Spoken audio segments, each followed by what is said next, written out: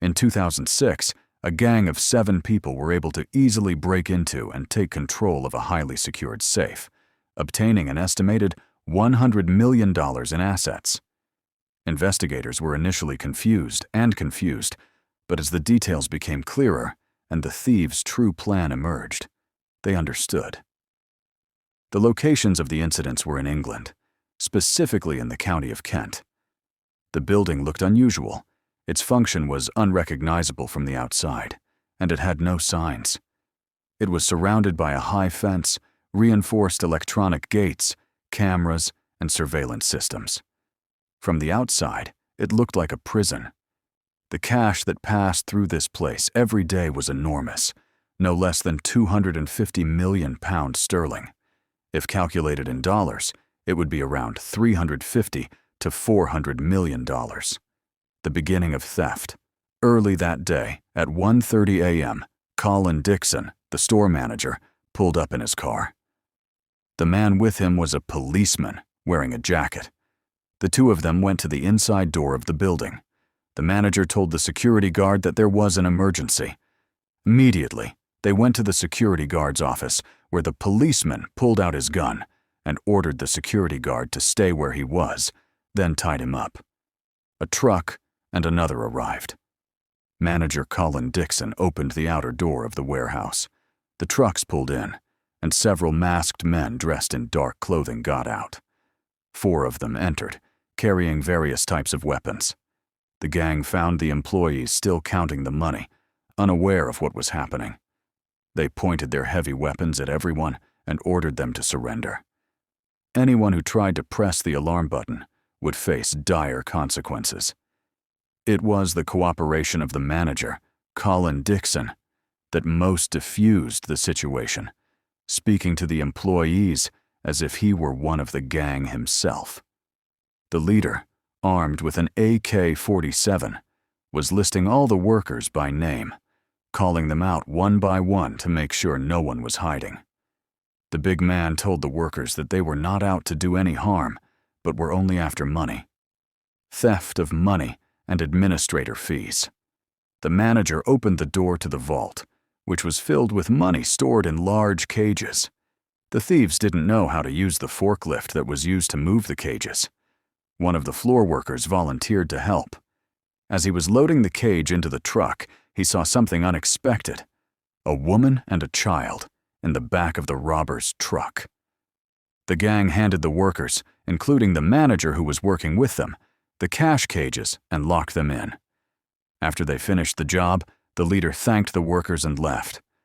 Escape camera and police. The thieves left after 1 hour and 25 minutes.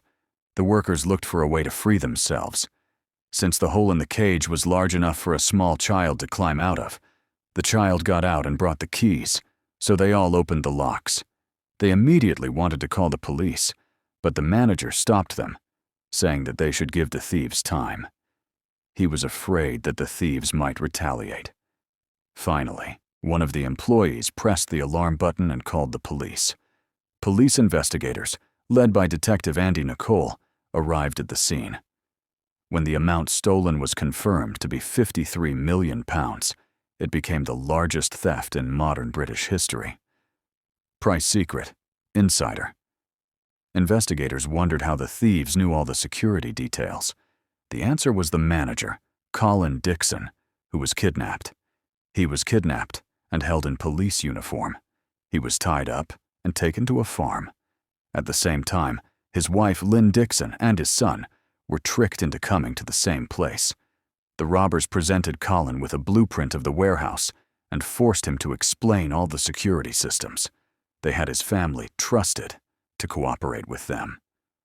Colin cooperated fully with the robbers, believing that his family's safety depended on the success of the robbery. Lee Murray. The warrior who became a criminal. The investigation turned up the name Lee Murray, a famous mixed martial arts MMA fighter. Murray was born in London, and his father was of Moroccan origin. Murray was known for his speed and punching power, and was nicknamed the Lightning.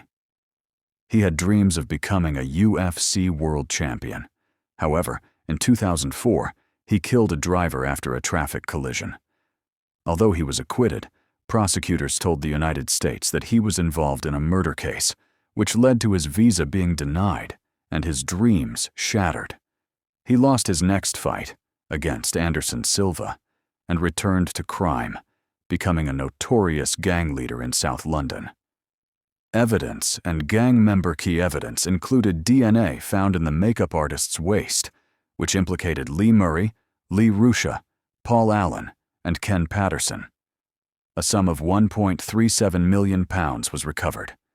It was confirmed that the robbery consisted of two affiliated groups: the London group, led by Lee Murray, and the Kent group, led by Lee Ruscha. The eighth man, the inside man, was an Albanian employee named Amir Hassanaj, who had been hired 2 months before the robbery and was seen filming the warehouse with a camera hidden in his waistband. Escape and Moroccan rule. Lee Murray and Paul Allen left for Morocco.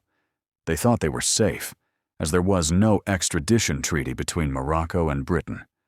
However, Moroccan police, working with the British, arrested Murray and Allen in a supermarket on June 25, 2006. Murray took Moroccan citizenship while in prison to avoid extradition to the UK. In a Moroccan court, where he was tried for the crime he committed in the UK, the judge sentenced him to 25 years in prison. That sentence was more severe than that given to his colleagues in the UK, so Murray regretted his decision to take Moroccan citizenship.